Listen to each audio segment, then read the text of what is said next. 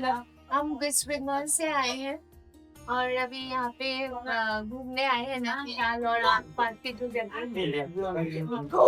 हम भी बंगाल से ही आए हैं। मैं उसके पापा है। मेरी मैं मम्मी है। मरुई बाबा का बहुत नाम सुना है, इसलिए मैं आया है। મહેસાણા ગુજરાત से आए हैं। कनुभाई पटेल मेरा नाम है और हम नीम करोली बाबा का शिष्य हूँ। माँ की भगत है, इनसे पूछिए। आप यदि पूछना है तो कोई दिक्कत नहीं होगी। जो अभी एक तस्वीर कौन सी ऐसी है ना माजी की है? 33 का नीम करोली बाबा जी का माजी जो है जो नीम करोली बाबा जी हैं इनकी सबसे पुरानी शिष्या रही, सबसे पुरानी शिष्य सत्य पुराना। ओ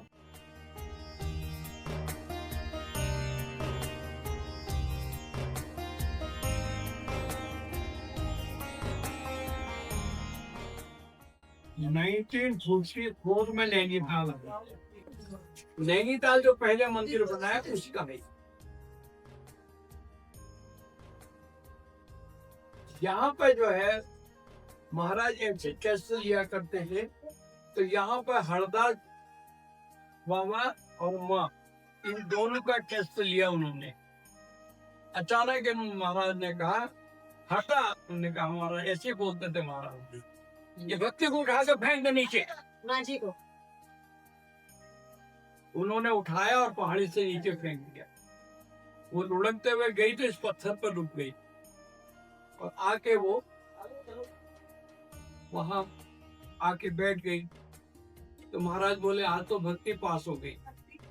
अब कोई भी हुए किसी लेडीज को उठा के फेंक सकता है पहाड़ी से?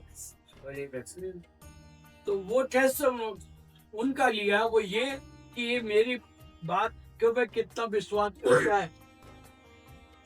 दूसरा ये कि माँ की बेलेंस किसी को पहाड़ी से नीचे फेंक दिया जाए। आप लोग प्रसाद लीजिए सामने, सुन लीजिए आप लोग भी। अगर किसी को पहाड़ी से फेंक दिया जाए तो उस औरत की क्या पोजीशन होगी? मगर इसने कुछ नहीं कहा, आके वहां पर बैठ गई।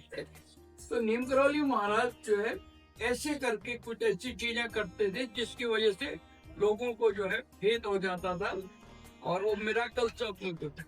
मगर असली चीज जो है, जो आध्यात्मिक बातें हैं, वो कोई बताना नहीं चाहता और कोई सुनना भी नहीं चाहता और कोई करना भी नहीं चाहता। इस लाइन में हल्दीराम का पैकेट नहीं मिलता, आपको खुद ही करना पड़ेगा। माँ को उन्होंने एक दफे कहा कि अब तुम मौत साधना कर। 30 साल की उम्र थी उस समय माँ की, और वो जो है 30 साल की उम्र में उन्होंने मौन साधना करी। 62 साल मौन रह के 92 की एज में उन्होंने मौन में ही शरीर छोड़ दिया। नीम करोली महाराज ने अपना पंच तत्व भी जो है माँ को हैंड ओवर करा। वो इसलिए कहते हुआ जब वृंदावन में उनका संस्कार हो रहा था 11 को, तो तब उन्होंने लोगों ने पूछा कि माँ आपने महाराज को अहंकार क्यों नहीं? तो माँ ने लिखा कि महाराज खुद सक्षम थे, अगर रुकना चाहते तो किसी को भी प्रकृति के नियम को तोड़ने का अधिकार नहीं है। ठीक है, राधे राधे। और कुछ आप लोगों को किसी को ये बताया नहीं है कि ग्रस्त रहते हुए नीम करोली बाबा की आज इतनी बात है, ग्रस्त रहते हुए कैसे वो किया। माँ जो है, माँ ने ग्रस्त रहते हुए कैसे साधना की। माँ के 4 बच्चे थे, ग्रस्त क्या था। वैसे आप लोगों को बता दो, मैं माँ का लड़का हूँ, हर चीज में जानता हूँ। आप बताओ वो क्या चाहती हो? लाल प्यारी एवेन्यू के नीम करोली बाबा जी का बाबा जी इधर एप्पल वाला, फेसबुक वाला सब लोग वो बाद में आया। बाद में देखिए ऐसा है, जिस एप्पल वाले का जो है फोन आप लेते हैं सबको, और बच्चों को ये कहते हैं कि ये गुरु है तुम्हारा, फटे हाल आया था। तब हिप्पी आया करते थे, पता भी नहीं चलता था कौन है।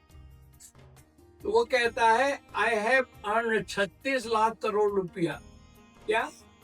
I have earn 36 lakh crore रुपया। I am richest person in the world, but today I feel I have done nothing in my life. ये आप अपने बच्चों को नहीं बता रहे। उसने अपने बच्चों को, जब उसके फ्रेंड ने पूछा कि मेरे तो हर बच्चे के हाथ में तेरा फोन है और तेरे बच्चों के हाथ में नहीं है, ये ऐसा क्यों है? तब उसने कहा जो इसके नफे नुकसान है वो मैं जानता हूँ। 17 साल से पहले मैं बच्चों को फोन नहीं देता। आप तो 2 साल में पकड़ाते हो। तो आप जो है, हम लोग जो है बच्चों में संस्कार खत्म कर रहे हैं, और जिसका नतीजा ये होगा जब मुंडन करने की बात आएगी तो किराए का बुलाना पड़ेगा।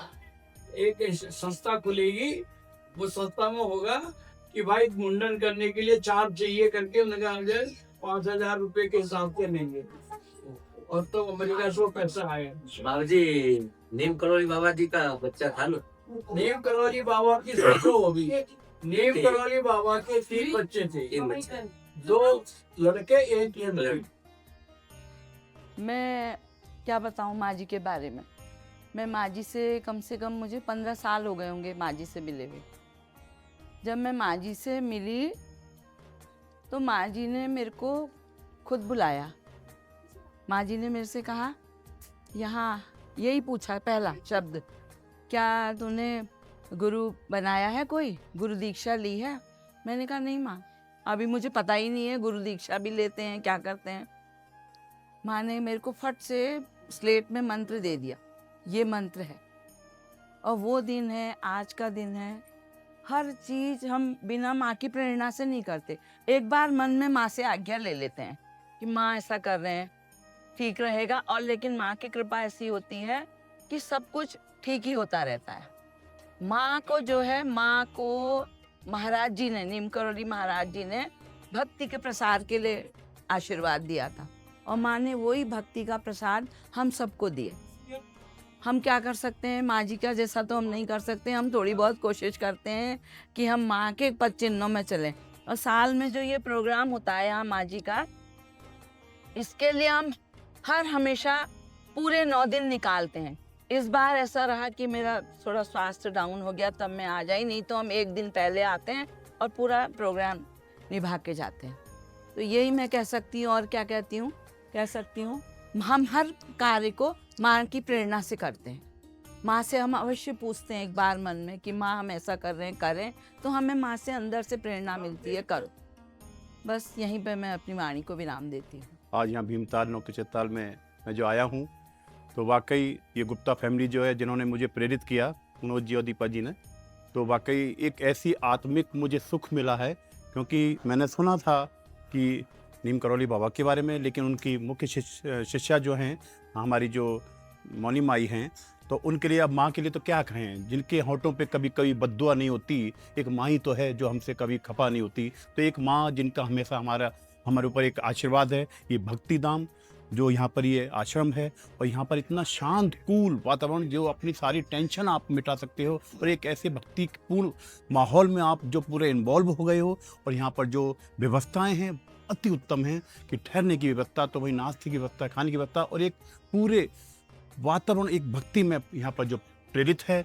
और मैं तो यही कहूँगा कि यहाँ के सभी लोगों के लिए बहुत बहुत साधुवाद। और मैं सभी से अपील भी यही करूँगा कि वाकई माँ बच्चों की जान होती है। कहते भी है ना कि एक वो किस्मत वाले होते हैं जिनकी माँ होती है, और इन माँ का हम सब पे आशीर्वाद रहे।